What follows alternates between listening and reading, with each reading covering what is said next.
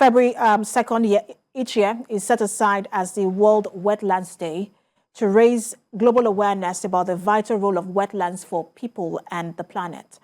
The day also marks the date of the adoption of the Convention on Wetlands on February the 2nd, 1971, in the Iranian city of Ramsar on the shores of the Caspian Sea. Let's join Esther Mokbariola on the significance of the day as the global community commemorates the 2023 World Wetlands Day. Wetlands are parts of the earth where the soil is covered with water. They include swamps, mangroves, floodplains, ponds, and even coral reefs. Experts say this rich ecosystem are great water filters. They trap sediments and remove pollutants, which helps to purify water. They also work like giant sponges, storing water and slowly releasing it, especially during seasons with little rainfall. In Nigeria, majority of these wetlands are found in the Niger Delta, Benue, the Chad Basin, and along the country's coast. They are popular locations for tourism and other activities, such as fishing, annual festivals, and bird watching, offering income opportunities for local communities. The Conservation and Ecology Department of the Ministry gives permit for wetland usage, but we propose and we always promote wise use of the wetlands. But according to the Ministry of the Environment, these rich ecosystems are being lost at an alarming rate. Population expansion, deforestation, intensive cultivation, oil and gas exploration, industrial waste pollution, coastal and marine erosion are among many factors threatening the existence of wetlands. When we talk about the value of wetlands, you cannot take out human well-being from the value of wetland. In fact, at the core of the value of wetlands is the well-being of humans. When we destroy our wetlands, it eventually affects us health-wise and in so many other ways. So it's important that we educate ourselves, be more aware of why this is there, why it was created in the first place, and then do better in conserving it. While several policies and strategies are being initiated to conserve and preserve the biodiversity of this ecosystem, it is believed that when we protect our wetlands, we also protect our planet and humanity. Esther Mokbariola, TVC News. And to discuss the importance of the World Wetlands Day commemoration, I have Andrew Ilo, an environmental activist, who joins me from Abuja via Zoom. Good to have you join us. Thank you very much for having me, and happy Wetlands Day. I guess I can say, just like Christmas and New Year, I can say I wish you the same. Thank you. But let's talk about this. Talk to us about the significance of wetlands in the climate change and biodiversity conversation, and why it is so important that we begin to look at its restoration. Perfect. Wetlands are a very important part of the ecosystem, which are 100 times better in capturing carbon. And we know that it's carbon emissions that has increased the issue around climate change. So wetlands, especially peatlands, have the ability to trap more carbon than even the forest.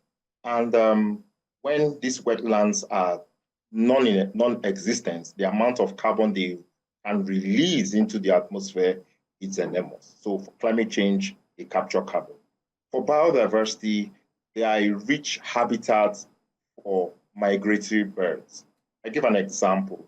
The Hadejanguru wetlands in Nigeria, it's a stopover for many migratory birds migrating from Europe down to the southern part of Africa. So it is a very important part of bird migration. So if these wetlands are lost, then it's very, very difficult for these birds to migrate. And most times when they migrate, or even some of them also have nests. They nest in these wetlands. So if these wetlands are no more, then you find that many of these birds might not be able to reproduce, hence they will be lost. So wetlands are indeed very, very important in the aspect of climate change and also the aspect of biodiversity. Absolutely. And from what you just said, it is something that we should begin to pay attention to. But in terms of its restoration, in places like Lagos, where some of these wetlands have now been sand-filled and houses built on those areas, what then do we do? Because I don't know how that can be restored. It's really, really unfortunate. Like this year's theme for Wetlands Day is restoring lost wetlands. Lagos, for example, needs to have an environmental master plan, because the thing about water, in the local palace, water will always find its level.